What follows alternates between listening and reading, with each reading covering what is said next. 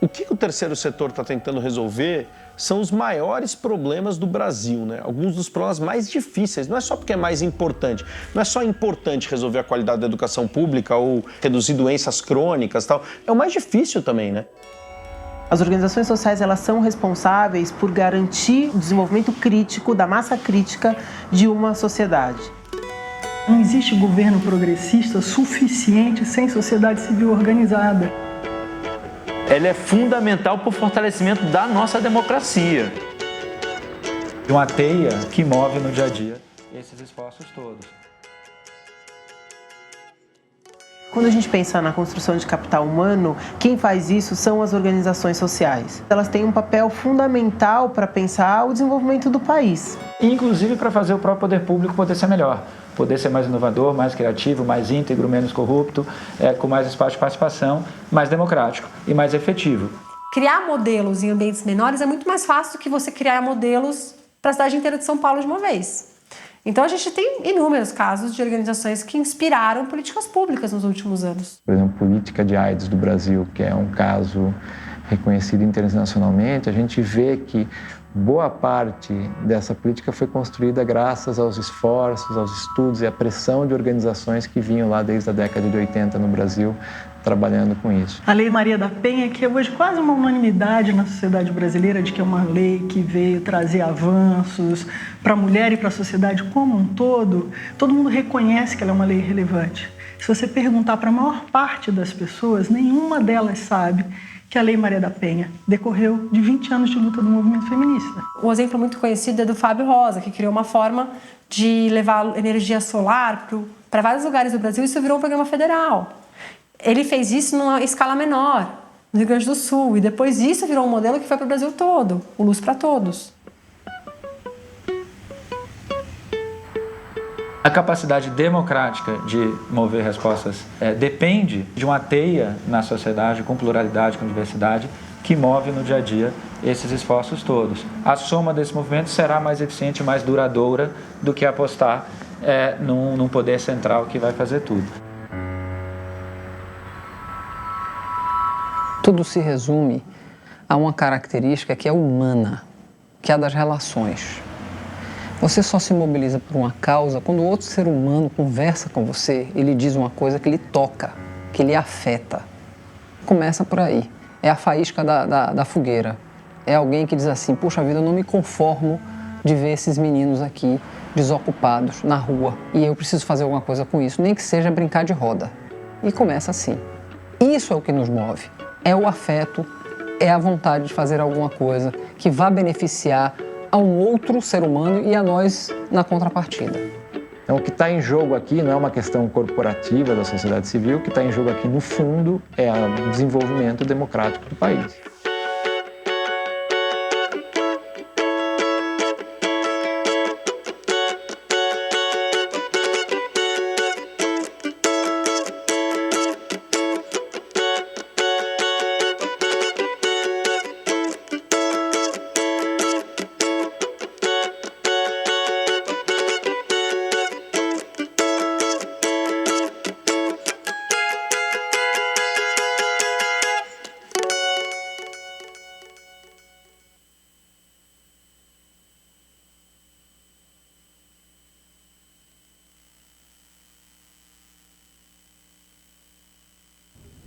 Alô? Agora sim. Bom dia a todos e a todas.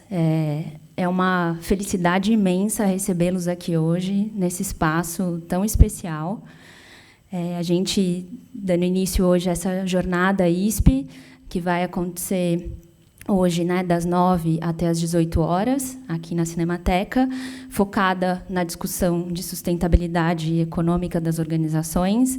E amanhã, também, das 9 às 18, aqui na Cinemateca, focada na discussão dos ODS. Né? É uma parceria nossa com o PNUD, esse evento, e que, enfim, queria agradecer, conta com o apoio da União Europeia e com tantos outros parceiros que eu queria agradecer aqui nessa abertura.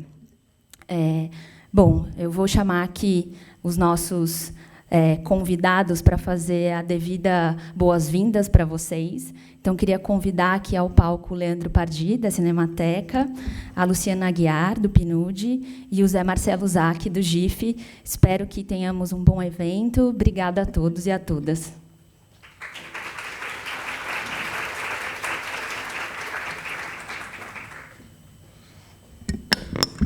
Bom, queria, muito brevemente, só dar as boas-vindas a todos, em nome da Cinemateca, da Cristina Economides, a nossa superintendente.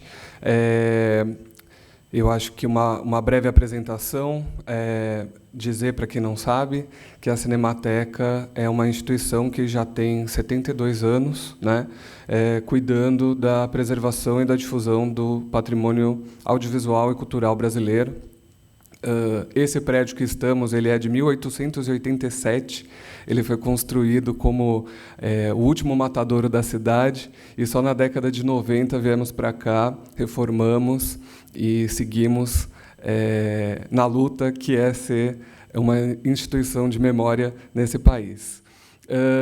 Esse ano a gente conta com a administração, a nova administração, e pela primeira vez na história da Cinemateca, de uma OS, de uma organização social, que é a SERP, o que possibilita muito a gente abrir, né, as portas para projetos inéditos e novas parcerias, que até então a gente não podia. Então, com isso, eu dou novamente as boas-vindas. E agora a gente vai passar um vídeo muito resumido sobre as atividades que a gente desenvolve aqui na Cinemateca no nosso dia a dia. Muito obrigado pela presença.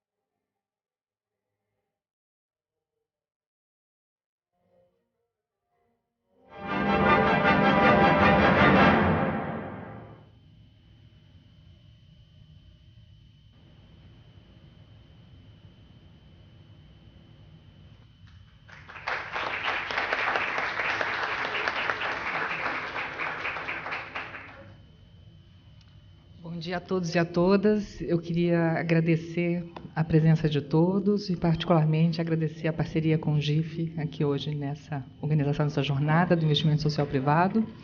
Falo em nome do Programa das Nações Unidas para o Desenvolvimento e com alegria de poder também falar em nome da Plataforma de Filantropia, de um conjunto de organizações que se mobilizou para olhar para as lacunas de desenvolvimento que a gente tem no país e ajudar a pensar em estratégias para que a gente consiga, de fato, acelerar a nossa agenda de desenvolvimento e chegar no futuro que nós queremos, né?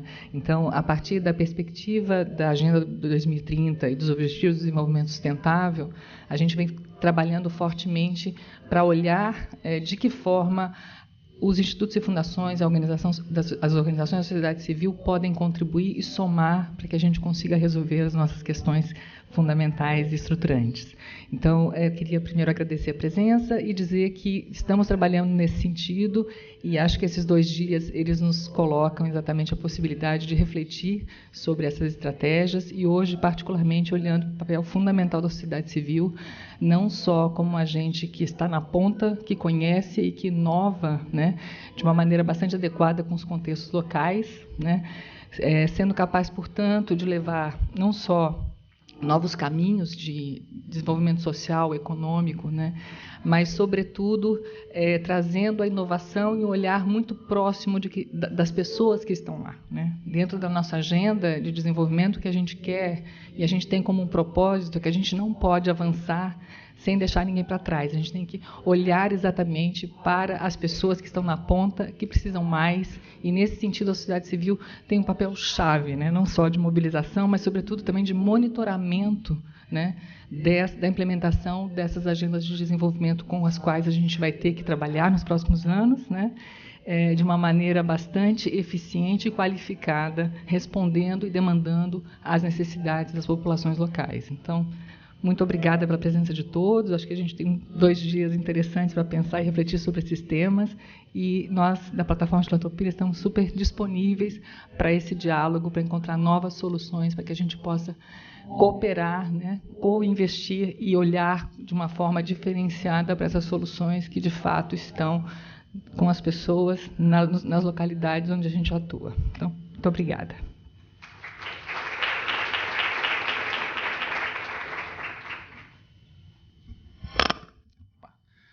Bom, queria também somar o bom dia, com muito prazer a todas, a todos, ecoar aqui as falas da Luciana, aqui do Leandro, e dizer que esse é um começo, né, de jornada, como a gente tem aqui o nome, que é inevitável, primeiro, ecoar uma série de agradecimentos, e segundo, dialogar, eu falei de começo de jornada, mas também com um momento que para a gente é um marco de jornada, né, ao longo desse ano, ao longo da trajetória no percurso dos anos, que é do GIF, que é dessa rede, que é de todos nós que estamos aqui, né?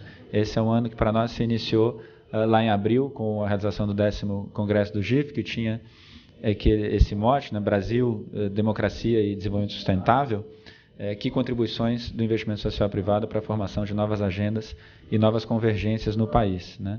E a gente dizia lá, né, para além de ser um número redondo, 10º Congresso do GIF, esse também é um ano em que, né, para nós o cumprimos, celebramos 30 anos da Constituição de 88, acabamos de celebrá-los, portanto 30 anos de construção, de experiência democrática no país nesse período, né, e a gente situava o Congresso dialogando com o fato do GIF como um arco amplo, a vasta maioria de organizações que atuam na sociedade civil, no debate público brasileiro, né, terem se formado, se fortalecido ao longo dessas décadas, né, de todas as conquistas, avanços que foi possível obter no plano social, no plano institucional, no plano econômico, no plano ambiental, no país, e ao mesmo tempo, já naquele momento, evidente para todos nós e para quem quer que observasse com o mínimo de, nem precisa muita argúcia, né, nem o mínimo, né, simplesmente observasse a cena do país, também no momento em que a energia, o impulso desse ciclo encontrava limites e que o país está desafiado a encontrar novos caminhos, novas agendas, né, para seguir numa trilha que é de promoção e aprofundamento da democracia, do horizonte de cidadania universal, de um contexto de direitos, de oportunidades para todos e todas na sociedade, e de um marco de desenvolvimento inclusivo, sustentável, né, de longo curso e com tudo o que isso significa. Então, desafiados a encontrar novas agendas para isso e encontrar também novos modos de convergência para isso, novas possibilidades de ação coletiva que, como em tudo na vida que significa avanço coletivo, são condições para que seja possível, de fato, avançar. E a gente, estou fazendo essa evocação aqui, primeiro para dizer que, evidentemente, isso segue, né, guiando-nos absolutamente na nossa pauta. A gente dizia, todos na esfera pública no país precisam se perguntar que contribuições podem dar para esse horizonte, né, e para essa construção à frente, pensando não só nos próximos meses, nos próximos anos, mas nos próximos anos e décadas, como a gente dizia, nesse marco de olhar 30 anos para trás e para frente, né? E, portanto, cabia a nós nos perguntar o que o nosso setor, o que nós, como atores, poderíamos somar de contribuições. O Congresso foi sobre isso, mas, mais do que isso, né, o desdobrar do trabalho ao longo do ano também, como tem que ser, imensamente guiado por isso. Então, esse foi um período em que o GIF, a partir daí, inicia várias frentes de conexão com agendas temáticas, né, no marco dos ODS múltiplas, então toda coisa de como investimento social privado pode atuar mais articulado e com mais efetividade e mais combinando-se com outros atores do setor em educação, que é tipicamente, né, historicamente, o setor de maior atuação, como é que a gente retoma e aprofunda modos de interface em cultura, em saúde, desenvolvimento territorial, em áreas que já estamos, como é que a gente aprofunda o engajamento em agendas fundamentais para a sociedade brasileira e para a agenda contemporânea, no qual temos espaço para esse aprofundamento. Então, toda a pauta de equidade, de diversidade, né, Paula?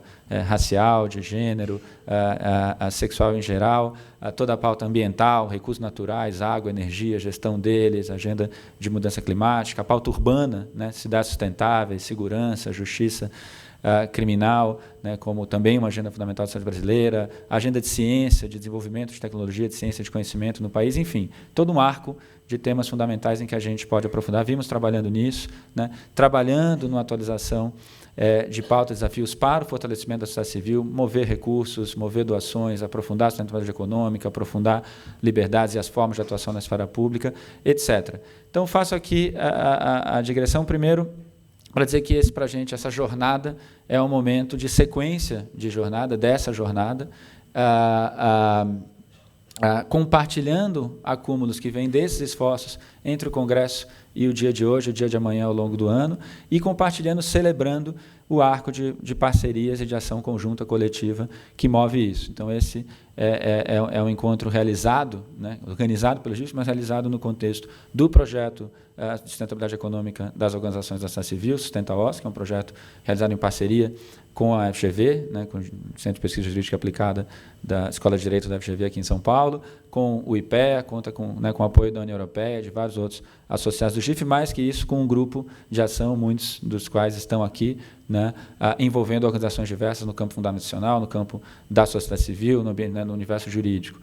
E dialogamos hoje, sobretudo, com essa pauta, né, na chave da sociedade civil, nós e o nosso papel para uma sociedade civil forte, e amanhã realizado pela plataforma Filantropia ODS, né, como a Luciana já trouxe aqui, ancorada com a liderança do PNUD em escala global, né, o Brasil é um dos países que desdobra esse esforço, né, de conexão do nosso trabalho com a agenda de desenvolvimento contemporânea, e também como um espaço, assim como o Sustenta-OSC, que agrega, né, tem ali um conjunto amplo de atores na organização do evento, né, um arco vasto de organizações dedicadas, seja à agenda de filantropia no país, seja à agenda de desenvolvimento sustentável. Então, ele tem essa natureza de algo realizado coletivamente, né, amanhã a gente dialoga, sobretudo, portanto, com a conexão entre o nosso papel e a agenda de desenvolvimento inclusivo sustentável no Brasil hoje, em ambos os casos materializando esse sentido de ação em rede, né.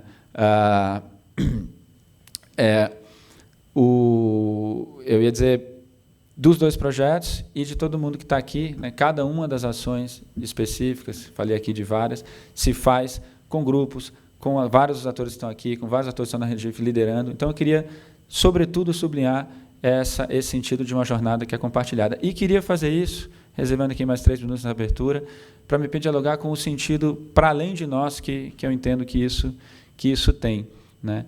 Mais do que a força da ação coletiva para produzir avanços coletivos, eu dizia, não é possível produzir avanços na sociedade sem ser possível construir convergências e modos de ação em grupo, em rede, coletivamente.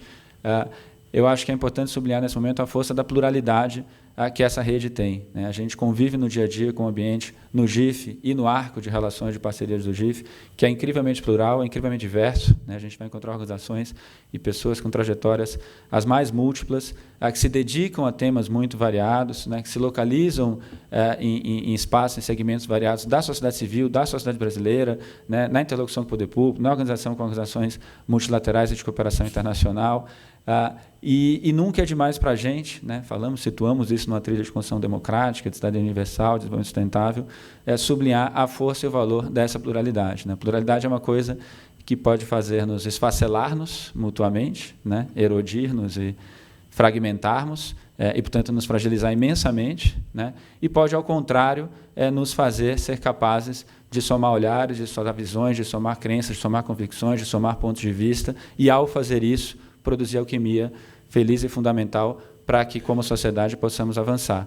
Então, que a gente possa ter, nesse momento, um espaço tão plural, tão diverso, trabalhando, atuando no dia a dia, construindo pontos, reforçando pontos, que a gente possa ter feito isso ao longo dos últimos 30 anos e que possamos estar aqui agora fortes e ativos para seguir fazendo isso, me parece, para além da força e da contribuição substantiva da rede em si, alguma coisa bastante importante para o nosso papel na construção, que é a construção do Brasil, que é a construção do país, que é o nosso lugar na contribuição para a construção de uma sociedade brasileira mais democrática, com mais cidadania, com mais envolvimento, com direitos, com oportunidades para todo mundo, enfim, avançando coletivamente. Estamos desafiados mais do que nunca a fazer isso, e é bastante importante e gratificante para nós que a gente possa estar aqui dialogando num ambiente que tem essas características.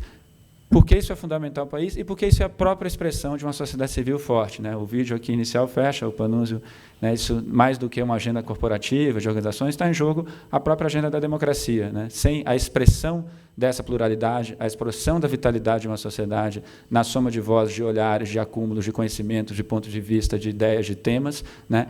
Se materializa num tecido orgânico de uma sociedade civil fortalecida, né? Sem isso, o poder público será meramente um fato de poder, desprovido de seiva, desprovido de ancoragem na sociedade e, portanto, desprovido também de capacidade de ser inovador, de encontrar respostas para desafios consistentes, para desafios coletivos, de produzir avanços, né? Ele se nutre de uma sociedade civil forte, ativa, com toda a amplitude, diversidade e pluralidade que isso significa, né? Uma sociedade civil forte, ativa, absolutamente não é monolítica. Ela terá organizações com perfis variados, com agendas variadas, com bandeiras variadas, e, na soma de tudo isso, nos moverá coletivamente. Então, mover a capacidade de ação do poder público, e, sem isso, a própria esfera pública não será mais do que uma abstração. Aí, se eu usei aqui a imagem de um fato de poder sem seiva, acho que a outra imagem para a gente pensar o espaço público sem uma sociedade civil forte é a imagem de uma praça ou de qualquer espaço público abandonado, né? Ela estará fadada à degradação,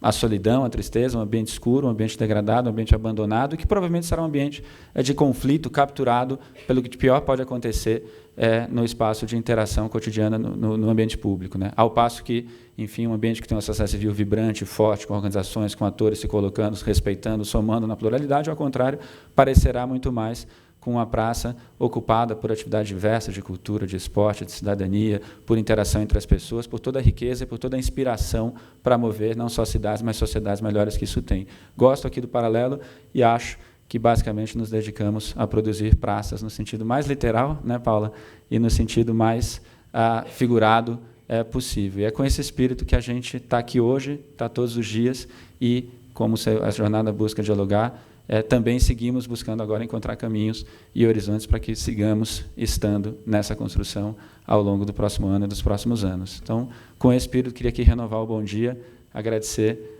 a todo mundo pela presença, a todos os parceiros, a Cinemateca, pela acolhida nesse espaço que é sempre incrivelmente belo e inspirador também, e que a gente possa seguir aqui em rede, construindo juntos, coletivamente, partilhas, ideias e horizontes para adiante. Obrigado.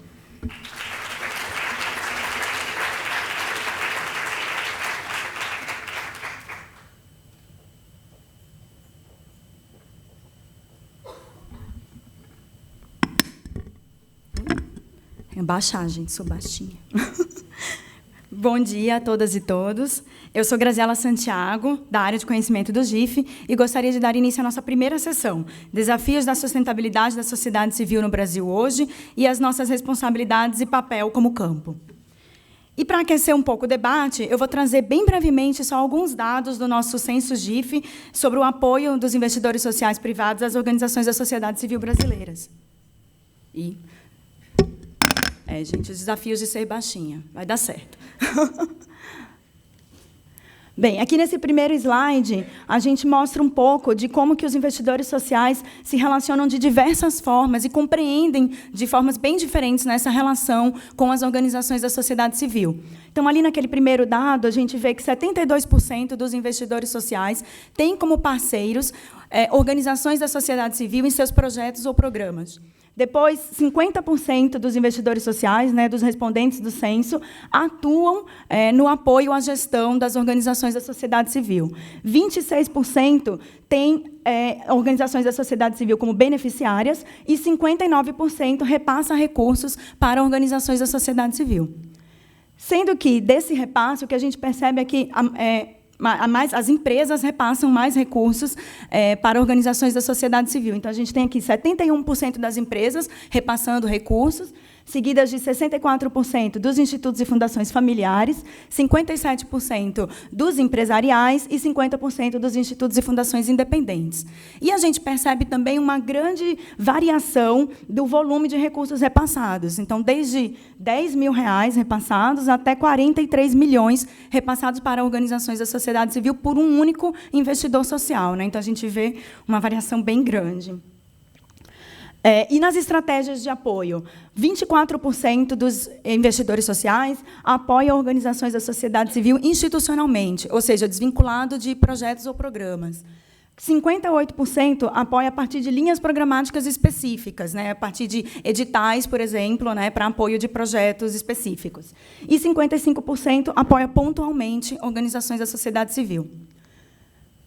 E, por último, para finalizar, só falar um pouco das motivações de por que os investidores sociais apoiam organizações da sociedade civil. E aqui a gente vê que as motivações ligadas a fortalecer, a reconhecer a importância, né, de fortalecer as organizações da sociedade civil e reconhecer também o seu papel como defensoras de causas e grupos específicos, aumentou do censo anterior, né, do censo 2014, para o censo 2016, o que a gente considera bastante relevante, bastante importante. Bem, era isso que eu gostaria de trazer, só para dar uma aquecida no debate. E eu gostaria agora de chamar, então, à mesa, ao palco aqui, o Eduardo Panunzio, que será o moderador dessa sessão e que irá apresentar os palestrantes na sequência. O Eduardo, ele é pesquisador do Centro de Pesquisa Jurídica Aplicada da FGV, que é nossa parceira nesse projeto do Sustento SC e que está promovendo esse dia junto conosco. Uma ótima sessão a todos.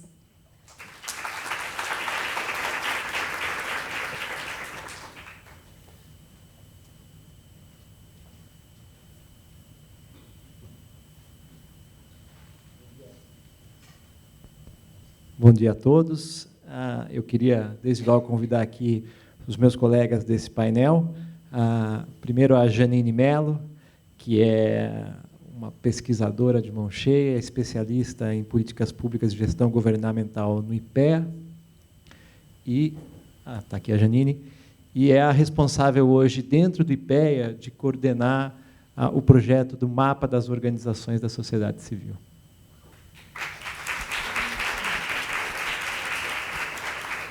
E chamar de volta aqui ao nosso palco o Zé Marcelo, nosso secretário-geral do GIF, que partilha conosco deste primeiro diálogo aqui nas jornadas do ISP.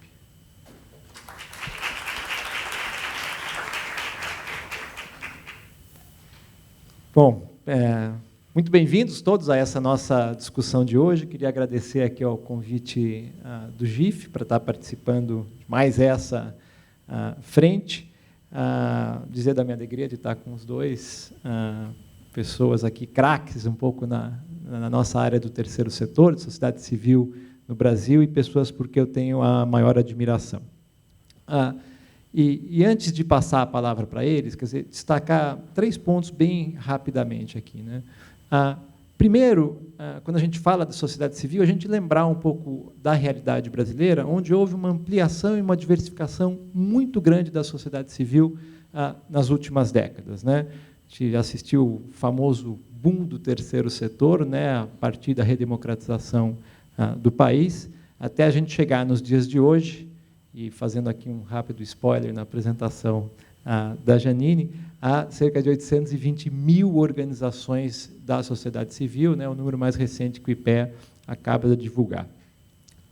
Mas, para além desse aumento quantitativo, acho que houve um salto qualitativo muito grande na sociedade civil brasileira, né? Quer dizer, de um perfil, talvez, muito homogêneo de organizações que atuavam naquelas áreas típicas, né, assistência social, saúde, algumas mesmo na educação, houve uma ampliação do leque de agendas que as organizações trabalham muito forte nos últimos anos, né?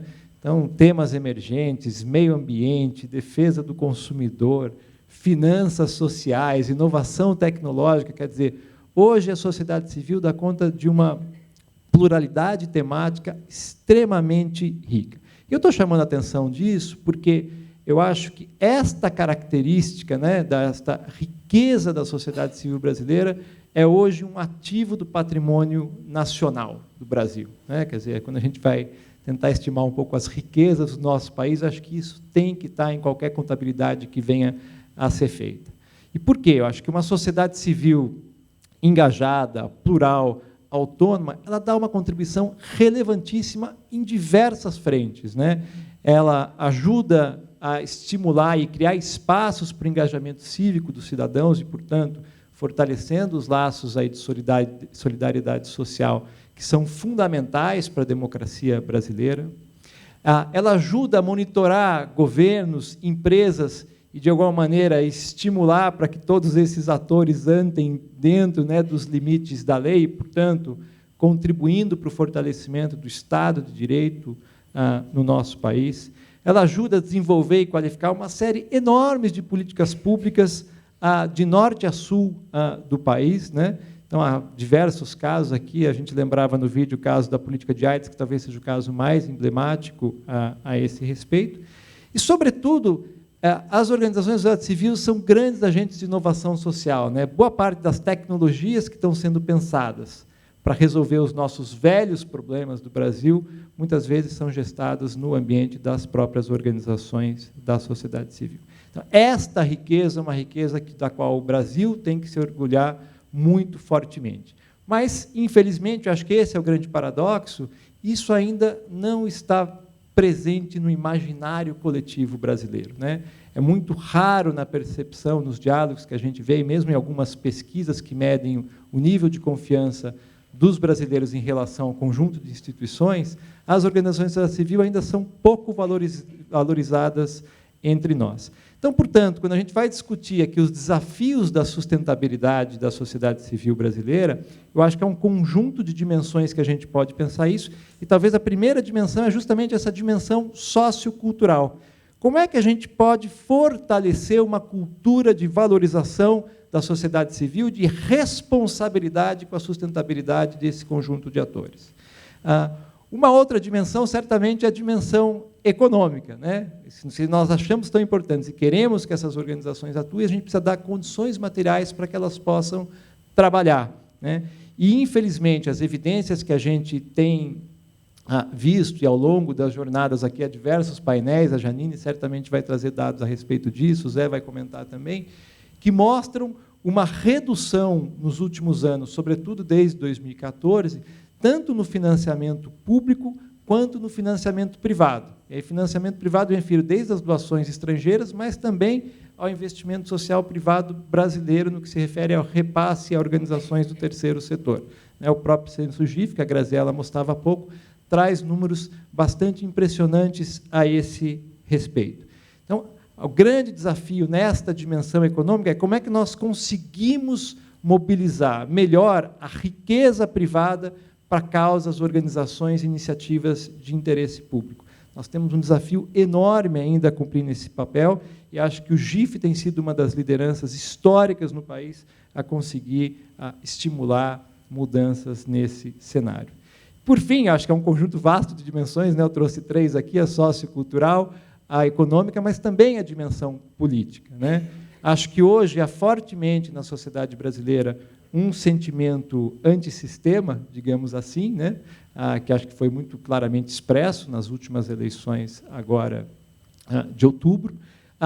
E queiramos ou não, as organizações da sociedade civil são vistas muitas vezes como parte desse sistema. As próprias organizações estão sendo postas em xeque nesse cenário político atual, né?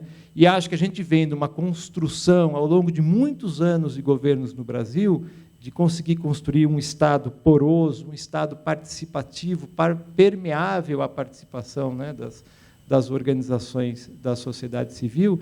E será que, neste atual ambiente político, esta linha evolutiva, um pouco de participação, pode estar em xeque, e o espaço público, né, as possibilidades de atuação das organizações da sociedade civil correm risco de algum tipo de redução no futuro de curto e médio prazo entre nós? Acho que esta é uma questão muito importante que eu imagino que a gente vai refletir, né? Então, há um conjunto vasto de cenários.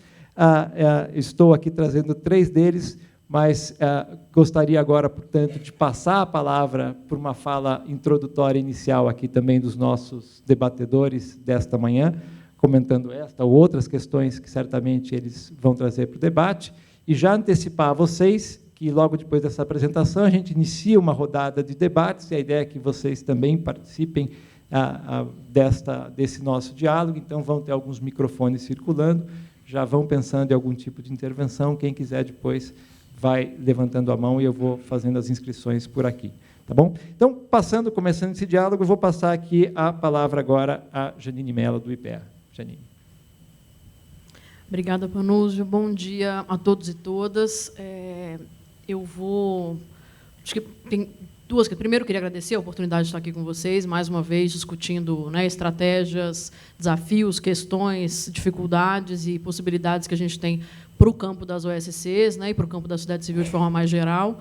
E acho que é isso, o momento é super oportuno, não só porque a gente fecha, acho que um ano, né, o Zé trouxe um pouco disso na fala dele, mas também porque eu acho que vem um pouco da fala também do Panúzio, a gente tem um longo caminho pela frente e alguns desses desafios, e eu acho que é importante, vocês vão ouvir, acho que desafios muito parecidos nas muitas falas de hoje. E isso tem um lado, talvez vocês cansem no final do dia, mas tem um lado interessante que assim, existe um consenso diverso em torno de quais são os desafios a serem enfrentados. Então, acho que isso tem um fundo interessante, isso dá para a gente uma margem de começo de conversa bastante estruturada e com um futuro promissor. Acho que tem uma discussão disso. Então, assim, coincidentemente, eu também organizei minha fala em 3 pontos, mas não são os mesmos do Panunzi, embora eu acho que tem algumas conexões entre eles, mas a ideia é assim, eu acho que são três macro questões, e eu acho que delas a gente consegue derivar alguns desafios e algumas provocações. A gente tem 10 minutos aqui, que já é um grande desafio, né,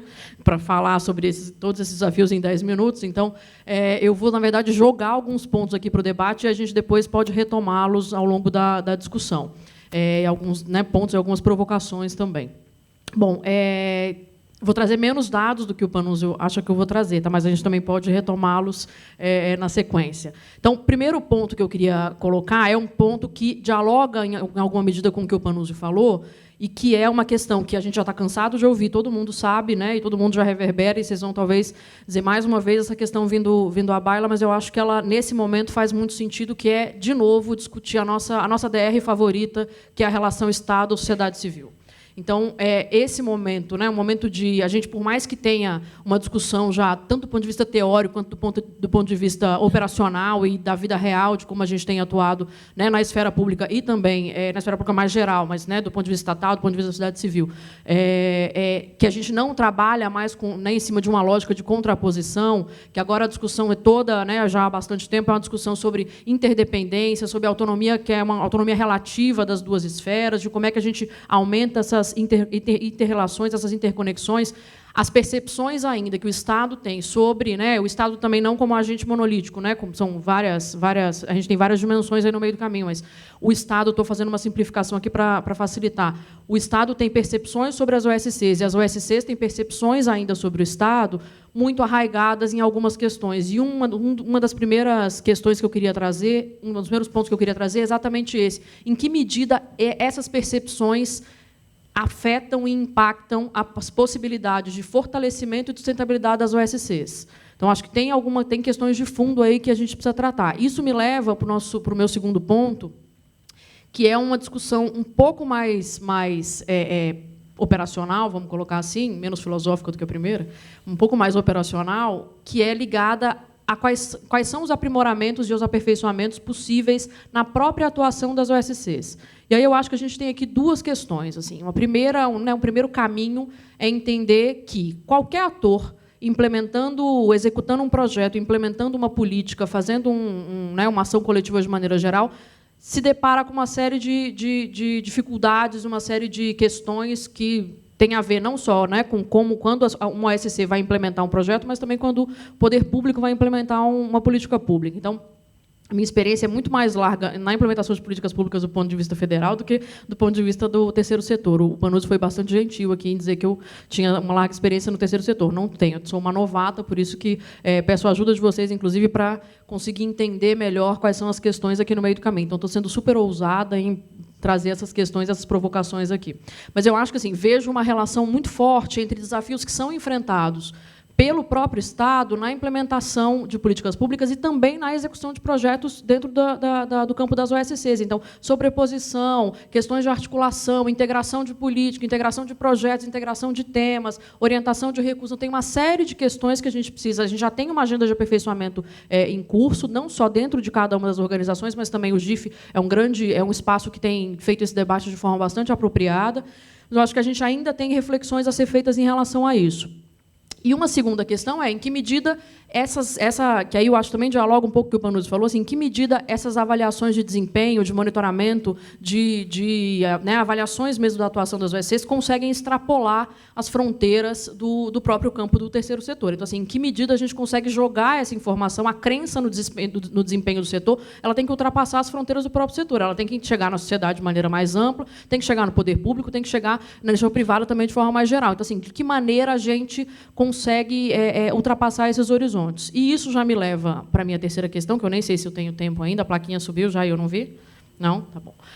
Então, minha terceira questão, que dialoga também com essas duas anteriores, é ligada à própria sustentabilidade das OSCs. E aqui eu acho que a gente tem um caminho ligado à dimensão econômica, que é o que a gente vai discutir de forma bastante aprofundada hoje.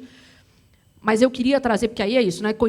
De que maneira a gente tem hoje que lidar com um contexto de redução drástica de recursos. Então, a gente tem, né, a gente tem médias de 11 bilhões de reais do ponto de vista de investimento do poder público nas OSCs desde 2010, e em 2016 a gente tem, né, em 2017 a gente cai para 6 bi. Então, assim, não é uma queda mais ou menos, é uma queda drástica. Eu nem estou contando 16 caiu mais ainda, mas foi um ano atípico. Então, estou me imaginando que numa retomada aqui de um investimento mais normalizado, a gente tem uma queda de 50% do investimento público nas OSCs. E, assim, isso tem uma série de impactos que a gente vai discutir aqui hoje.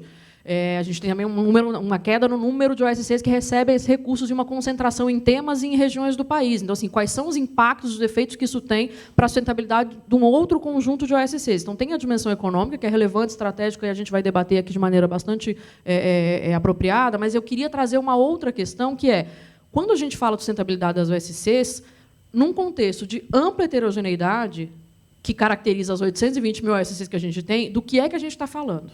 Então, para algumas, a gente está falando de sustentabilidade econômica, para outras, não. Para outras, a gente está falando da legitimidade de poder existir, por exemplo, de ser reconhecida como uma organização que contribui para a consolidação da esfera democrática. Então, assim, você tem uma série de questões aqui no meio sobre sustentabilidade que não estão só ligadas à dimensão econômica. A dimensão econômica é fundamental, obviamente, porque ela, né, entra no cerne da questão de você executar projeto, de ter uma atuação e de conseguir girar o ponteiro, que eu acho que é uma das questões importantes aqui para a gente discutir ao longo desses 2 dias.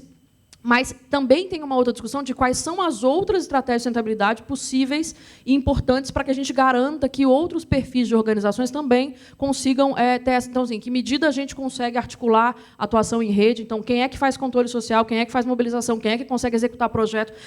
Qual é o tipo de atuação que a gente tem de maneira mais ampliada nas OSCs? E a gente tem informações sobre isso. Então, assim, eu acho que dá para tentar pensar, né, projetos mais audaciosos. E aí eu vou entrar aqui agora para finalizar mesmo num conjunto, acho que de provocações que, né, dialogam com essas 3 questões que eu quis trazer, para a gente poder debater. Eu vou colar aqui só para não passar do meu tempo.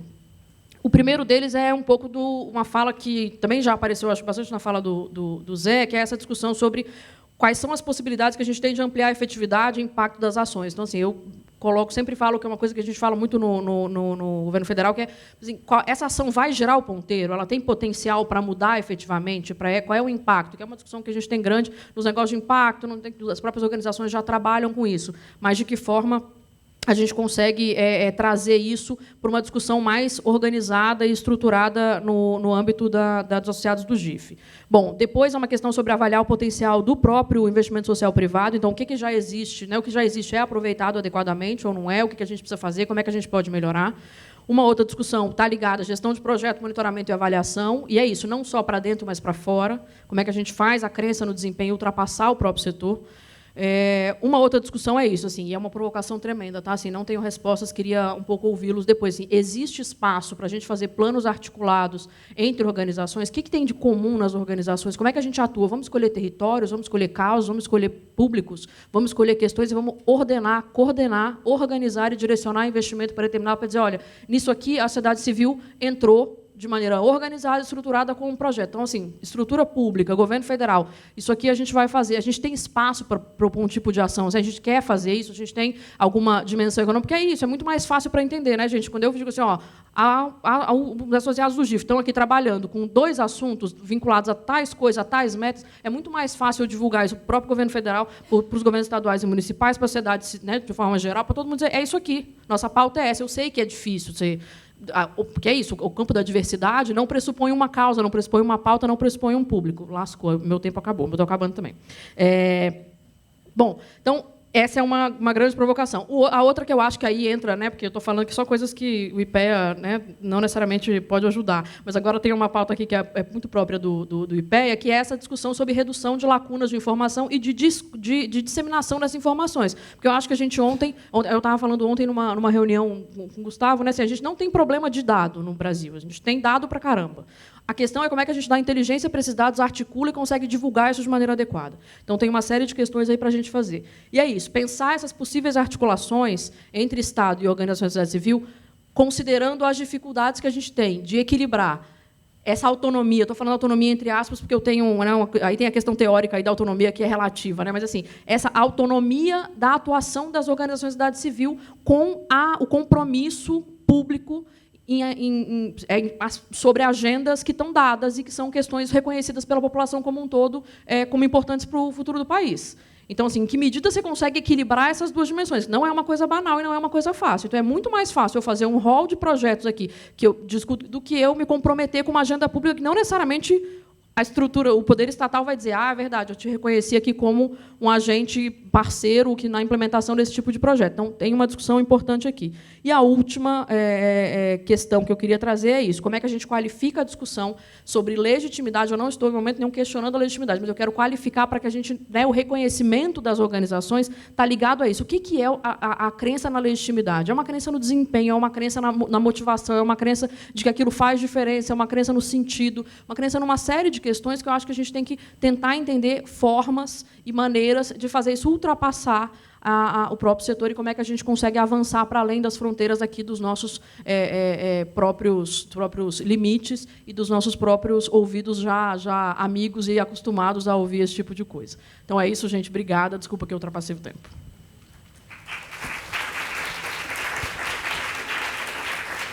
Obrigado, Janine. E antes de passar aqui o microfone para o Zé, vou aproveitar e provocar-lhe um pouco por onde a Janine terminou e por onde ela começou também, né? Porque ela começou falando um pouco sobre a percepção deste campo da sociedade civil por outros atores, sobretudo pelo campo governamental, né?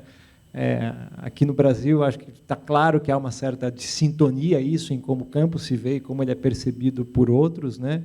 Talvez o exemplo maior disso, o maior sintoma é como algumas das expressões que normalmente identificam um campo a gente abandona e busca outras, né? ONG, por exemplo, ONG, né, virou quase que um termo com uma conotação negativa. Agora cunhamos Organização da Sociedade Civil, OSC, filantropia e pilantropia, quer dizer, essas coisas no Brasil se irradiam e vão ganhando uma consistência muito grande.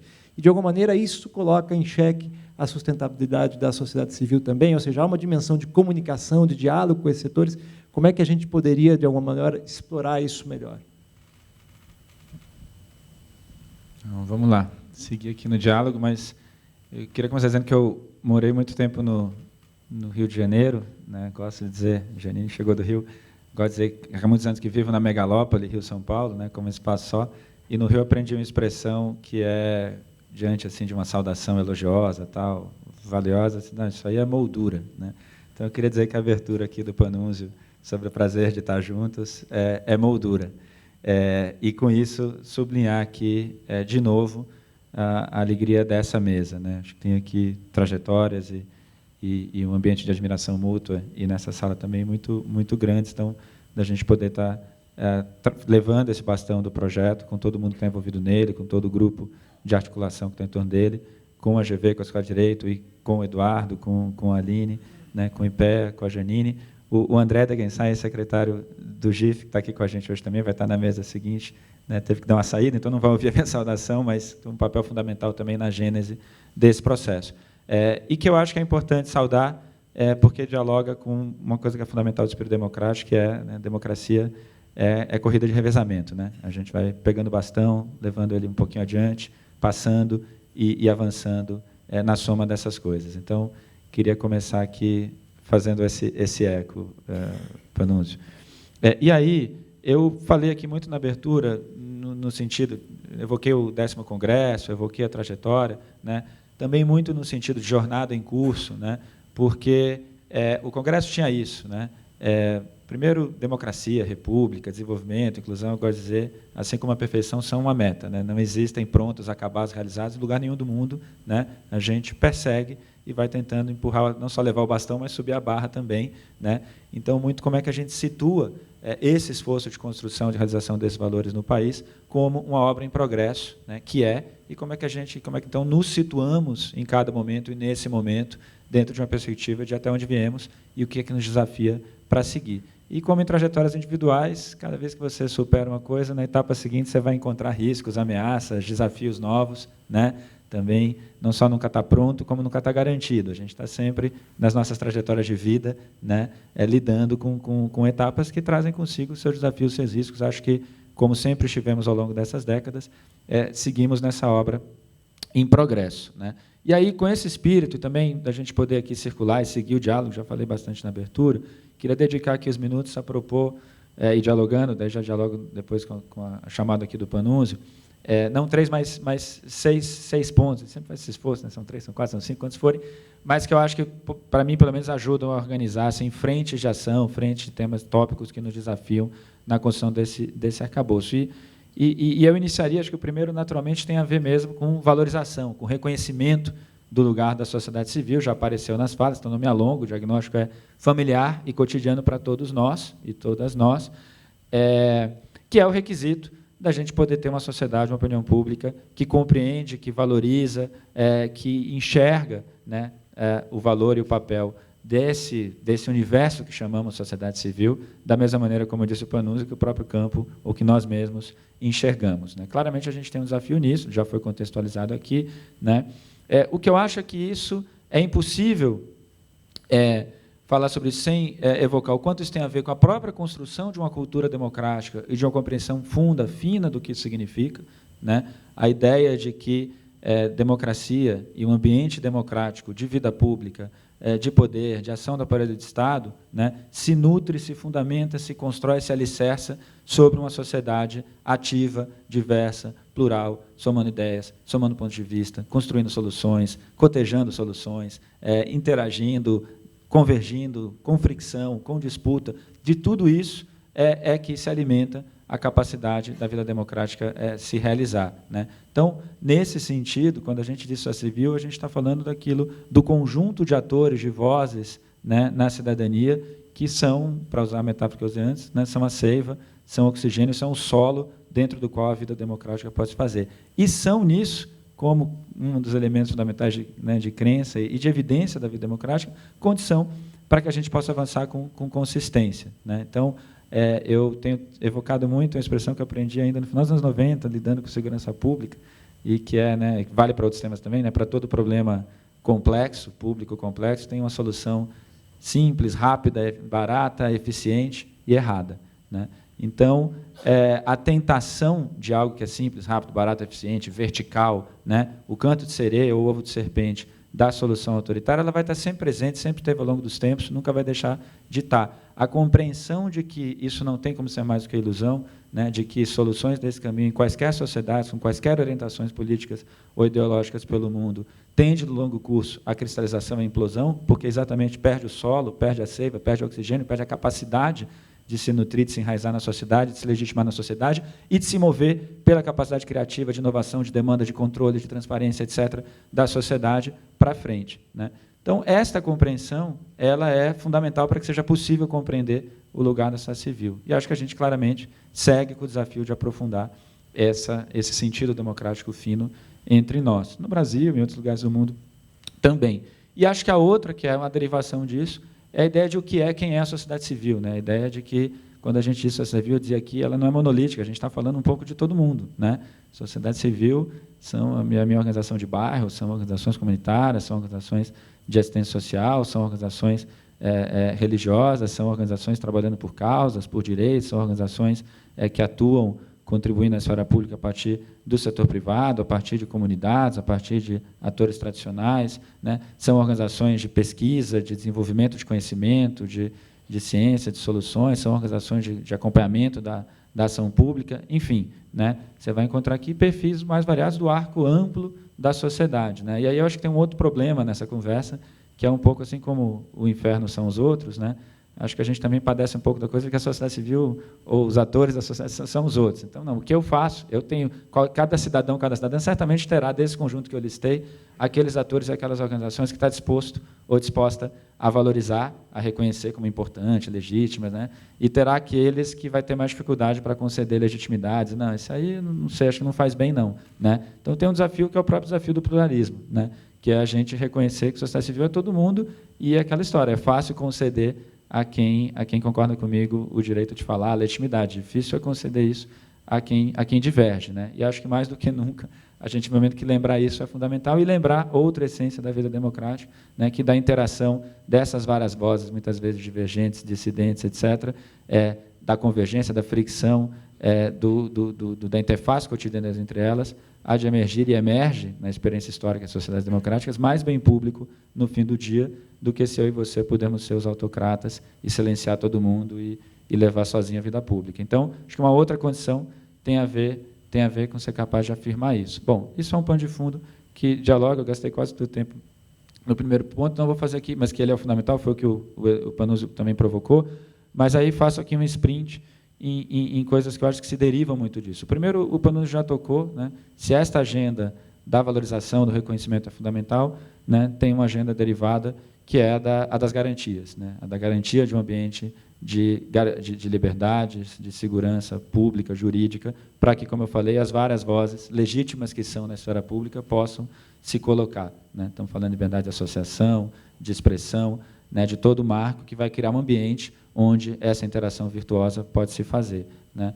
Claramente, se eu tenho a primeira valorização, eu vou me preocupar com isso, né? Acho que eu, pelo menos, eu ia falar no plural, mas vou falar no singular, eu, pelo menos, gostava de achar que a gente tinha no Brasil cristalizado razoável e quase que suficientemente, né, esses fundamentos ao longo das últimas décadas, mas, como eu disse, nunca está pronto e nunca está garantido. Então, acho que a gente vive um momento em que lembrar da importância de conceder legitimidade, a possibilidade prática de que essa legitimidade se exerça, né, para todas as vozes, todo o arco de voz da sociedade, né, independente de concordar ou não com o que dizes, e refletir isso em fundamentos de segurança jurídica e pública é fundamental, até porque esta insegurança pode ser provocada por ataques muito frontais, né, vozes a partir, enfim, do poder público, ou com autoridade no debate público, incendiando abordagens retóricas que colocam em xeque, em risco, esses fundamentos, e pode se fazer de maneira muito sutil com atores no aparelho de Estado ou na sociedade, constrangendo, intimidando, limitando, circunscrevendo o raio de ação daqueles que eu não prezo, ou que eu não gosto, ou que são dissidentes. Então, acho que defender isso é uma agenda fundamental, é sempre, e cabe pensar sobre ela nesse momento. Depois tem o marco dos recursos, né? Tendo dito isso, né, como a gente achava que tinha garantido isso razoavelmente, o fato, como o Panuzzi também trouxe, é que, ao longo desses 30 anos, nós enriquecemos imensamente o alcance, né? A gente falou aqui em 820 mil organizações, a multiplicidade, o Panuzzi falou aqui de temas diversos, né, do espaço do sociedade civil, eu diria de cidadania, né, de ação cidadã no país como um todo, né? Aí dialoga com o desafio que é o desafio original do projeto, que, tendo feito tudo isso, a gente claramente tem um desafio de produzir condições, ou reforçar as condições de sustentabilidade institucional e no tempo desses atores, né? A disposição, etc., é fundamental, mas criar condições para que esse arcabouço que nós conseguimos produzir ao longo dos anos, ao longo das décadas no país, possa existir e subsistir é fundamental. A gente tem toda a discussão de como é que se dá essa interface com o poder público, né? Entendendo esse papel para a sociedade civil, tudo isso que a gente falou aqui, né? Resulta naturalmente legítimo pensar que parcela dos fundos públicos que mobilizamos deveria se destinar a isso, porque isso é parte fundamental da arquitetura, não só da vida democrática, mas da capacidade de produzir soluções, respostas e políticas públicas qualificadas, né? Então, nutrir esse espaço com recursos públicos é algo fundamental. Que modos de fazer essa relação de maneira transparente, de maneira consistente, de maneira efetiva, de maneira republicana, é toda uma agenda, né? E, de outro lado, a tarefa de mobilizar recursos privados, que é, de resto, o cerne aqui do nosso projeto, é o cerne também do DNA, do mandato do GIF, né? Eu gosto sempre de dizer, uma das lições de casa não cumpridas desses 30 anos em relação a essa pauta aqui é a capacidade de mobilizar recursos na própria sociedade brasileira para financiar a sua sociedade civil com autonomia, com diversidade, com tudo isso que a gente está falando aqui. Então, avançar nisso, seja no plano da cultura, da disposição de compreender essa mobilização de recursos e esforços como parte das nossas tarefas como cidadãos, né? Se tudo isso é importante, não basta ser um bom cidadão, cumprir minhas obrigações, recolher impostos, cuidar bem do meu lixo, da minha energia, das minhas ações de trabalho, eu vou precisar ter uma participação ativa nessa construção, com energia, com ideias, com engajamento e com recursos. Então, vale para a sociedade como um todo, vale para atores na sociedade que detenham mais recursos, toda a agenda de cultura e de doação, vale para a gente fortalecer o ecossistema e vale, falaremos mais disso, então não vou me alongar aqui, para o marco legal, que, ao reconhecer a importância disso, também dialoga de maneira virtuosa com isso. Então, aqui, acho que tem uma agenda. No plano da sustentabilidade, que eu acho que é gêmea de um quarto ponto, né, sempre bom trazê-los juntos, é que aí é o lado propriamente das boas práticas, né, nas próprias organizações. Quer dizer, a gente tem uma trajetória nesses anos não só de expansão, mas de ganho de qualidade, de profissionalização, a ideia de que a ação assistencial ou a ação movida a boa intenção é fundamental, né, é a essência da capacidade de mover esforço na arena pública, mas não é suficiente, né, é preciso perseguir qualidade, integridade, efetividade, resultado, boas práticas, transparência no que se faz. Então, acho que pautas para seguirmos avançando nessa trilha é fundamental. Acho que aqui tem uma relação de mão dupla, né, com a sustentabilidade, com os recursos, quer dizer, como é que você age com integridade, com transparência, com integridade, como é que você produz resultados, né? Eu já vou fechar. Eu queria só trazer 2 outros pontos, né? A gente falou aqui de seguir com garantias, de seguir expandindo, enriquecendo, sustentando, enraizando, produzindo resultados. Eu acho que tem um outro ponto fundamental dessa agenda, que é que desafios também para seguirmos ampliando a pluralidade e a diversidade de atores nesse ambiente, né?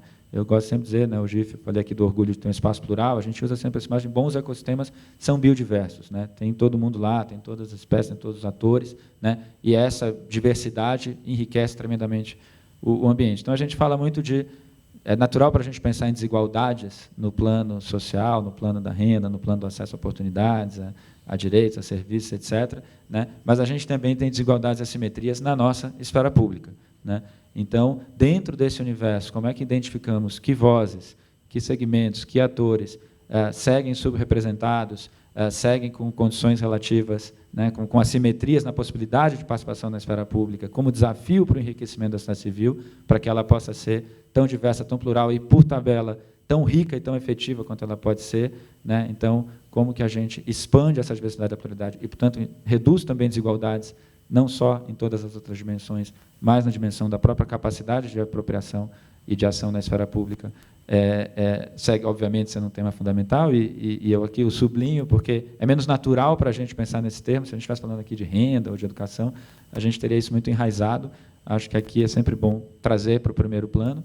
E, por fim, né, se tudo isso é verdade, e é verdade que isso nutre a ação pública, na nossa perspectiva de obra em progresso, isso transcende um pouco a própria organização da sociedade civil, que é um pouco que a gente está discutindo aqui, mas também que agenda futura para seguir avançando no aprimoramento de mecanismos para a interface entre a sociedade, e aqui eu vou tirar o civil para deixar claro que aqui estamos falando da sociedade, e a vida pública e o poder público. Então, nós construímos arcabouços importantes no país nesses 30 anos, de transparência na ação pública, de controle social pela ação pública, seja na formulação de políticas, seja no acompanhamento dela, seja no controle de práticas de arbítrio, de garantias e de desvios de corrupção, e de participação, né, na vida pública. Claramente, como outras coisas que nós fomos capazes de produzir no país nesse momento, esse é um ciclo que se cumpriu. Ele tem legados importantes e fundamentais, e que, quero crer, estão enraizados no nosso cotidiano, né?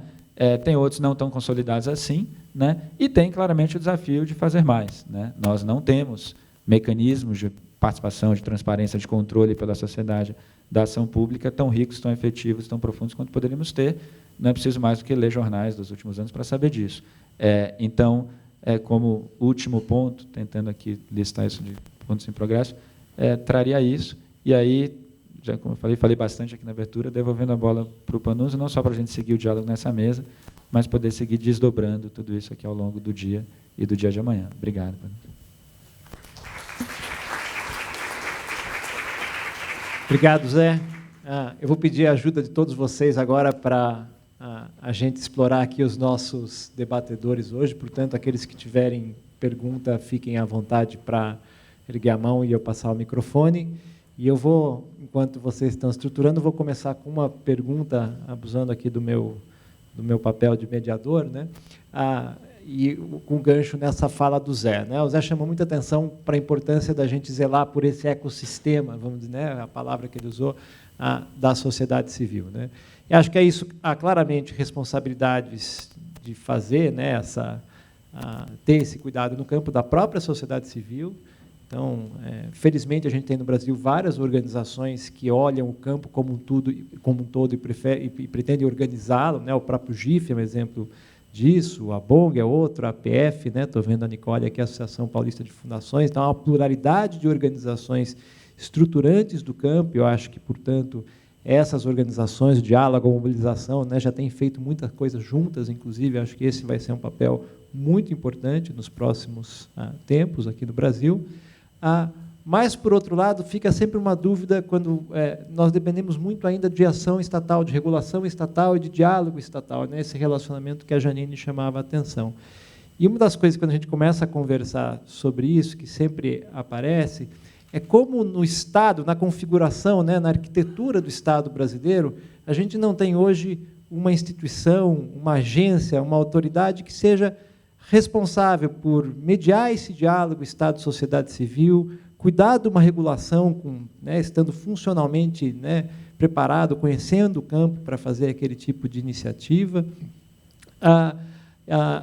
e, eventualmente, até fomentar o desenvolvimento da sociedade civil no Brasil, né? Essas atribuições estão espalhadas de uma maneira excessivamente caótica, seja no governo federal, por governos estaduais, municipais, né? E sempre que a gente discute melhorias do campo da sociedade civil, a gente fala, bom, com quem que eu vou conversar, né?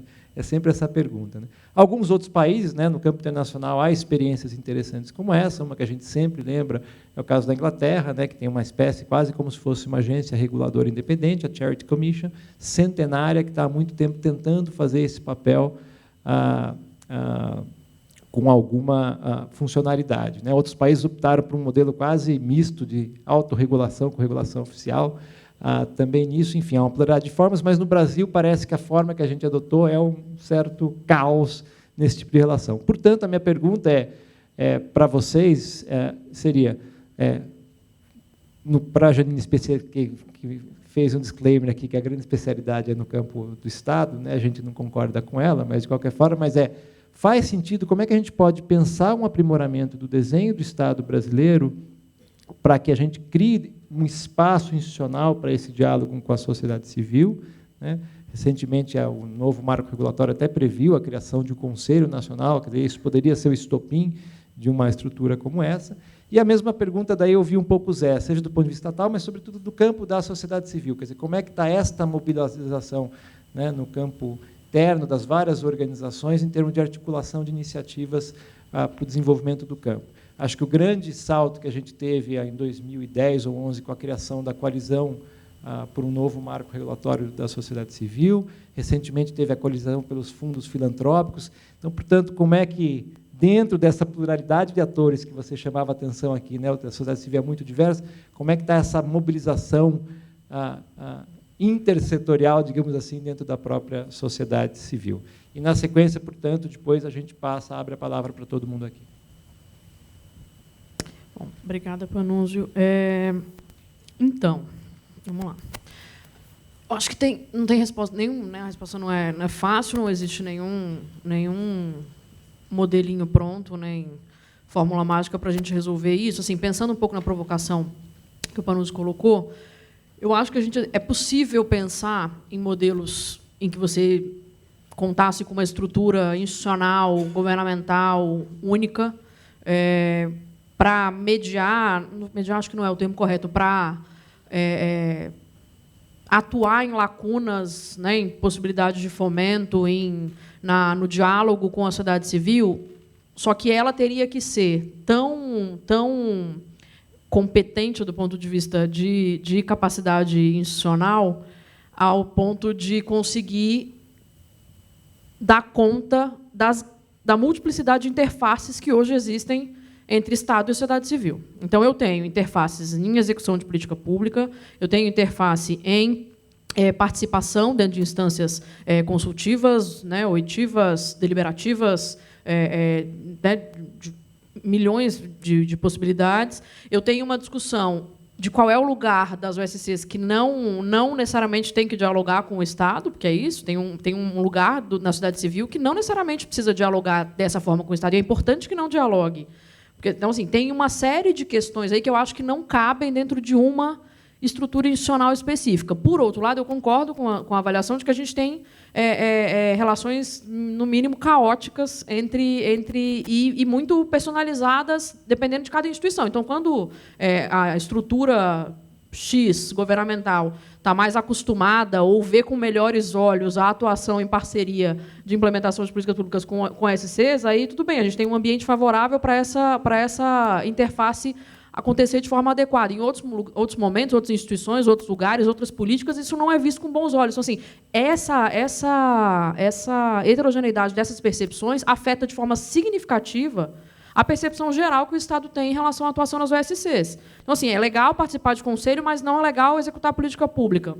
É legal ter uma sociedade civil ativa, diversa, plural, não sei o quê, mas não é legal que a gente lide com elas aqui dentro do nosso dia a dia de implementação de políticas públicas. Ou é legal fazer tudo isso, mas não é legal falar com o Estado. Então, acho que tem tem uma série de questões aí que não são simples. Assim. Eu acho que a gente precisa ter uma regulamentação para cada um desses momentos. Em algum momento, a gente tentou lá atrás fazer um pouco desse diálogo ser sediado, né, no que ficou conhecido como a Secretaria-Geral na época. Então, assim, tinha um pouco essa intenção. Vamos fazer esse diálogo por meio de um órgão que vá dar conta disso.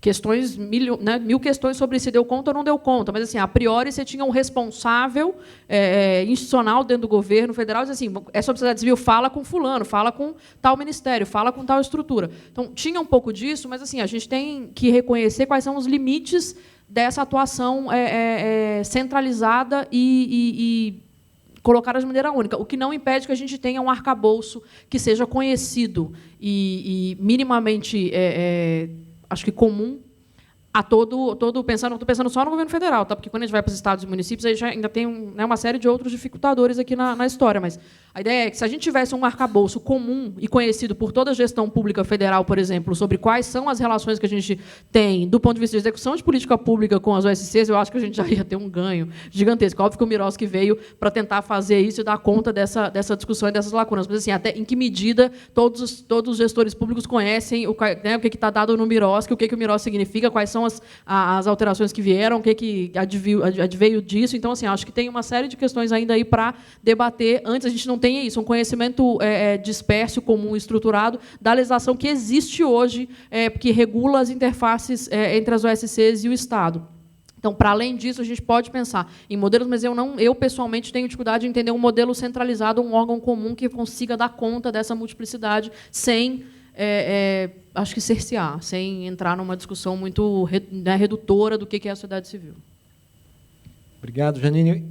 Eu vou mudar um pouco a ordem aqui. Eu recebi um recado que a gente vai ter que encerrar o painel até as 10h55 e a gente queria muito ouvi-los aqui também. Então, eu vou fazer uma descortesia com o Zé, para a gente colher 2 ou 3 perguntas aqui antes, e aí a gente volta o microfone para os comentários de vocês aqui, tudo bem?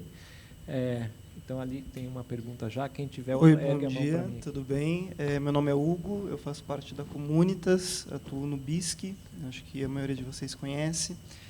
E é mais uma reflexão para agregar ao debate do que uma pergunta específica. Acho que o cenário que a gente está nesse momento tem 2 fatores mais históricos e um contemporâneo, que é o do presidencialismo de coalizão, que, enfim, já esfacela, de certa forma, a entrada de outros tipos de atores dentro de um cenário político de debate, e a questão também da maneira como o próximo governo lida com o terceiro setor como um todo, ou o que ele pensa que é o terceiro setor. A partir disso, vejo dificuldades no que virá, mas é possível. E o ponto que eu gostaria de trazer para todo mundo é que, tendo em vista essa dificuldade dada histórica e a futura que virá, eu não penso que a gente deva atuar enquanto campo dentro dos espaços institucionais que a gente já vem atuando há alguns anos. Eu acho que está todo mundo aqui atuando para quê e para quem? Em prol da população, certo? E a gente está aqui passando por dificuldades de financiamento, de recursos, porque o governo está da maneira como está também, porque a gente escolheu atuar de uma maneira institucional e porque a sociedade civil ela não se entende enquanto sociedade civil e o cidadão não se entende enquanto cidadão, muitas vezes enquanto um cliente do Estado. Então, acho que o nosso papel, nesses próximos anos que virão, está muito mais vinculado a fazer com que o cidadão se entenda enquanto tal e se empodere enquanto tal, do que continuar fazendo as articulações que a gente faz à nossa maneira, sem colocar, de fato, a base da pirâmide do nosso processo. Porque aí a gente não tem a grande massa crítica, que poderia ser uma massa crítica, mas que nesse momento é só uma massa, do nosso lado. Né? Então, a gente teve o dia de doação nessa semana. Como foi o engajamento? Será que se a gente estivesse, de fato, atuando ali na ponta, lidando com essas pessoas no dia a dia, isso seria dessa forma? Eu estou colocando isso porque, enquanto BISC, eu estou nesse momento refletindo, será mesmo que aquele cara, aquela pessoa que poderia ser beneficiária de todo esse recurso privado, ela sabe que aquele recurso existe? Será que ela sabe que 2,7 bilhões de reais foram investidos para pessoas como elas? E onde? Deixo isso para todos nós, que eu acho que grande parte aqui é intermediário no campo, né? Não atua necessariamente na ponta ali, mas que é algo que eu sempre penso estando nesse meu local de fala. Obrigado. Alguém mais quer fazer uma? Aqui. Obrigada, bom dia a todos. Meu nome é Márcia, trabalho na TV Globo. E, na verdade, assim, também não tenho nenhuma resposta, mas, assim, você fez várias perguntas que eu queria fazer, aquilo, né? Como é que a gente monitora impacto, cria indicadores e consegue mostrar a relevância do trabalho feito. E também fiquei me perguntando, quando você falava da pesquisa, né, Janine? Para além da questão da concentração de verbas em temas, em locais, especialmente por uma questão assim, o que está perto do olho é o que eu consigo monitorar, o que está perto da sede é onde eu vou investir. Para além dessa obviedade, vocês conseguiram identificar por que dessa concentração de verba em alguns temas e cidades, enfim, locais? Antes de passar, vamos ver se tem mais alguém. Está aberta o microfone ali.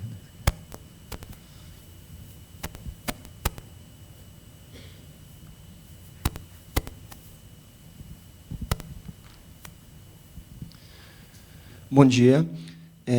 Eu queria perguntar para todos, mas acredito que a Janine possa falar bem sobre isso, se vocês já têm alguns tipos de indicadores, como ela comentou, definidos para a gente poder mapear, ou formas da gente conseguir mapear esse impacto que você comentou na sua fala, do quanto ou do como nós podemos mudar algumas realidades e entregar isso, por exemplo, para um possível financiador ou parceiro num projeto que a gente possa atuar. Obrigado. Podemos colher, acho que mais uma, se tiver. Meu nome é Lars, do Instituto Meio.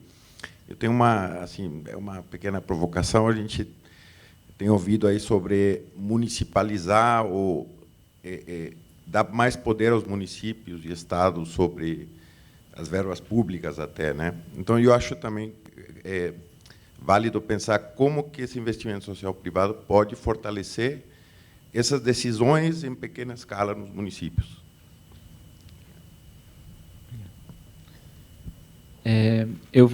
O Panus colocou, né? A gente já está aqui caminhando para o fecho da mesa e a gente está aqui mais no momento de introdução, começo do dia, né?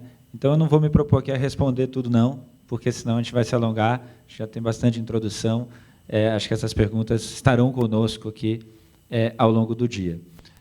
E muitas delas não estarão conosco ao longo do dia, estão conosco no curso de todos os dias, naquele esforço de ir levando o bastão adiante e subindo a barra, né? Então, avançamos aqui compartilhando o que temos acumulado e também o que nos desafia para os próximos passos, né?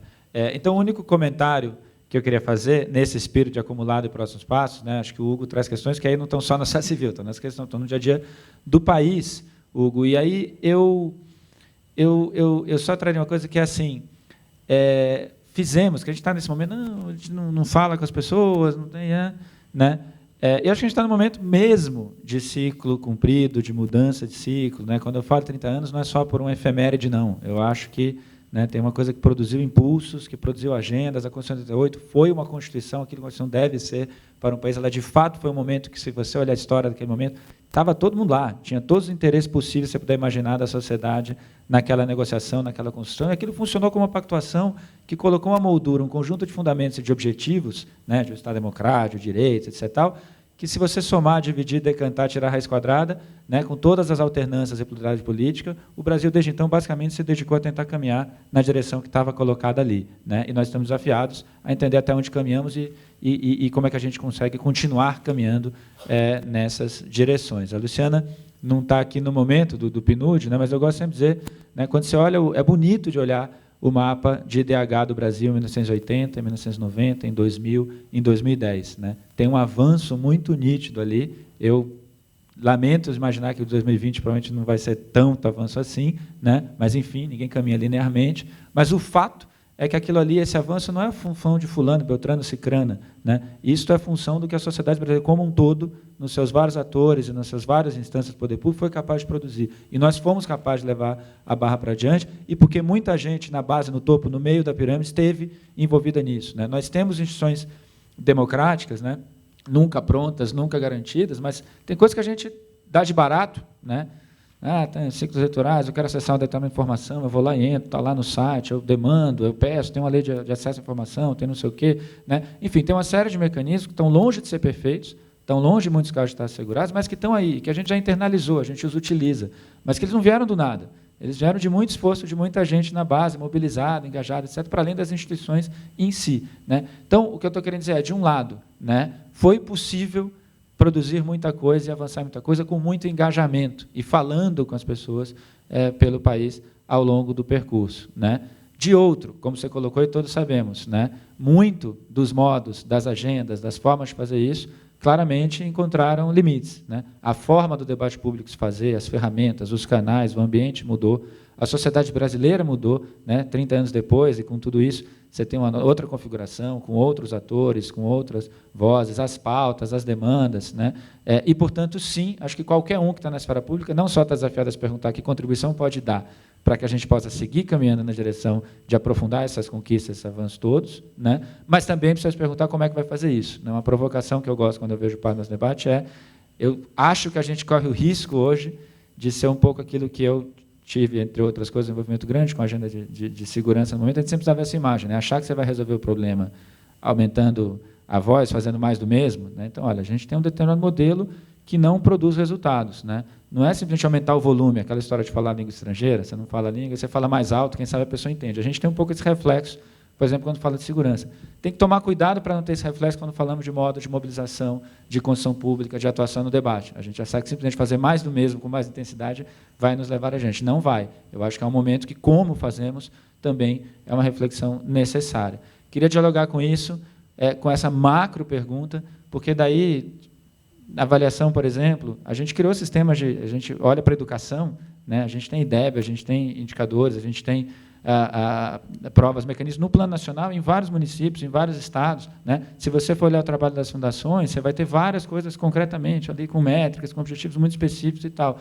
A gente segue desafiado, tem um grupo de avaliação do GIF, produzir mais avaliação, ter essa cultura na prática da sociedade civil, na prática da gestão pública, estamos longe de ter ela enraizada, né? Mas, por outro lado, se eu olhar, voltar 20 anos no tempo, eu vou ter um aparato na educação, na saúde, na assistência em outras áreas, que absolutamente não tinha. Eu sou capaz de medir, tenho um sistema de informação pública e privada. Então, de novo, a coisa da barra, né? Até que viemos, né? Então, e aí, para dizer que é isso, é impossível responder a pergunta. A gente tem indicadores, tem que ter indicadores para vários temas, para ação local, para modos de ação, para temas diversos, né? Mas vamos trabalhando nisso. Então, pegar esse exemplo específico que surgiu 2 vezes para dizer, com essa macro-pergunta de como seguimos avançando, com que contribuições, com que pauta, que foi um pouco que eu tentei aqui no início, acho que a gente tem que se perguntar o que a gente atua naqueles vários pontos, né? E de que maneira a gente vai fazer isso nova, dialogando com o contexto que é novo, eu acho que é a chave desse momento de balanço. E aí eu termino com isso, porque eu acho que a gente tem aqui, não só o dia de hoje, não só o dia de amanhã, né, mas o nosso dia a dia para seguir nisso. E que hoje e amanhã a gente possa compartilhar avanços e identificar desafios novos para caminhar. Obrigado. Tá, gente, rapidamente, então, eu vou, acho que, focar nas 2 perguntas mais objetivas que vocês me fizeram, que é assim... A primeira delas, por que a concentração de recursos? Assim, a gente, né, a gente está exatamente fazendo no IPEA agora um estudo com bastante cuidado e eu sempre tenho tem que ter muito cuidado para falar dessa questão dos números e porquê, e quais são as razões e os motivos, porque a gente tem que entender exatamente o que aconteceu. E isso não depende só de olhar 5 planilhas e fazer a conta de mais e menos e dizer que foi isso que aconteceu. Então, assim, tem uma série de variáveis aí no meio e a gente está fazendo uma análise bastante detalhada em relação a isso, que ainda não está pronta, mas espero que no ano que vem esteja, para a gente conseguir entender quais foram as trajetórias do recurso. Então, assim, o recurso não só do sentido de área, mas assim, em que ele foi implementado, em provisão de que tipo de bem e serviço, como é que funcionou, mudou, não mudou, a gente está... Essa queda, qual foi o impacto que ela teve na entrega do serviço ou do bem, efetivamente, porque isso ainda não está explicitado para a gente está fazendo essa análise para isso. Mas existe, assim, de maneira geral, a gente percebeu nos últimos 2 anos, 3 anos, mas em especial em 2017, uma concentração naquelas áreas. Aí tem uma discussão sobre crise fiscal, tem uma discussão sobre as áreas que continuaram recebendo recursos, são as áreas que tradicionalmente operam provisão de bens de rotina, vamos colocar assim. Então, é saúde e educação. Então, assim, basicamente, e assistência. Então, você manteve uma série... A principal área é a saúde. Então, porque a gente tem todo um histórico de execução de políticas públicas com parceiros da sociedade civil que já vem sendo construída há bastante tempo. Então, você tem uma diminuição e uma redução de recursos na pauta de defesa de direitos e interesses. Então, essa é uma questão que a gente colocou. Por que isso aconteceu? Quais foram os impactos reais? Mesmo assim, então, dentro da saúde, teve alguma alteração na provisão de bem ou não? Então, o dinheiro continuou indo para a mesma coisa, não continuou indo para a mesma coisa? Então, essa análise é uma análise que a gente está fazendo para entender melhor como é que foi essa trajetória do recurso do ponto de vista federal. Tá? Então, assim, porque aí tem uma série de outros recursos para a gente entender. Mas, assim, primeiro a gente quer fazer essa sobre... Estou tentando, não estou te respondendo, mas estou só te dizendo que a concentração de recursos pode ser explicada, né, pela discussão que, tradicionalmente, a gente vem executando política pública de saúde e educação nesse formato. Então, isso se manteve na trajetória de, mesmo com a redução de recursos, se mantém a priorização dessas áreas. Em relação a monitoramento e indicadores, a gente tem, assim, né, monitoramento de projetos e políticas públicas é uma vasta disciplina, área, e você tem 1000 referências, e aí vai depender um pouco da natureza de cada um dos projetos. Você tem uma série de indicadores têm problemas, a maior parte deles tem problemas, assim como índices, são simplificações, são questões... Então, assim, a gente tem que fazer uma combinação, normalmente, o que você usa para fazer monitoramento é uma combinação de monitoramento de processo, com monitoramento, né, você vai olhar como é que foi a formulação, o projeto está bem formulado, não está bem desenhado, não está, a implementação está correta, não está correta, e aí você chega num monitoramento adequado, porque não adianta nada você olhar só o final e dizer entregou ou não entregou. Depende, eu queria entregar e queria entregar para quê? Então, assim, gastou o recurso, legal. Isso não necessariamente quer me dizer que tem alguma diferença, fez alguma diferença ou não. Então, eu tenho que ter uma análise holística desde o começo do processo de um projeto ou de uma política pública. Então, desde a elaboração até... E aí você faz uma avaliação de um projeto, você quer criar um indicador para dizer, isso aqui foi um projeto bem sucedido. Esse é um termo super complicado da gente usar e da gente dizer o que é sucesso de um projeto ou sucesso de uma política pública. Então, isso tem a ver com desempenho financeiro, de público atendido, mas tem a ver com mudança do que é o que a gente fala de girar o ponteiro. Então, assim, o que gira o ponteiro depende. Então, a gente tem que definir para cada projeto, para cada território, para cada tem que fazer uma análise muito específica para entender o que significa geral ponteiro naquela população. E não é só o nosso olhar em relação a isso, é o que aquela própria população acha que é geral ponteiro para ela. Então, tem uma série e isso a gente tem um vasto referencial para entender como é que esses monitoramentos e esses indicadores podem ser implementados. Então, se depois quiser, eu posso te passar algumas questões. Mas, assim, tem bastante produção e é um campo muito profícuo. Em relação a isso, assim, tá fácil. O difícil mas, assim, de referência, a gente tem um monte. Tá? É isso.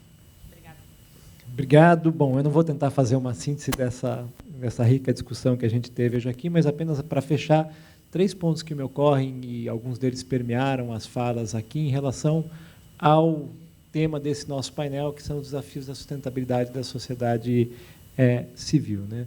Sem dúvida, acho que um desses temas é justamente sobre isso que a Janine falava, vários de vocês pontuaram, que é a qualificação do trabalho das organizações, né? Como é que a gente consegue desenvolver melhores monitoramentos, avaliação, indicadores, de alguma hora, revelar e medir melhor o impacto que isso está tendo na vida das pessoas, né? Acho que esse é um norte, sem dúvida alguma, extremamente relevante, né?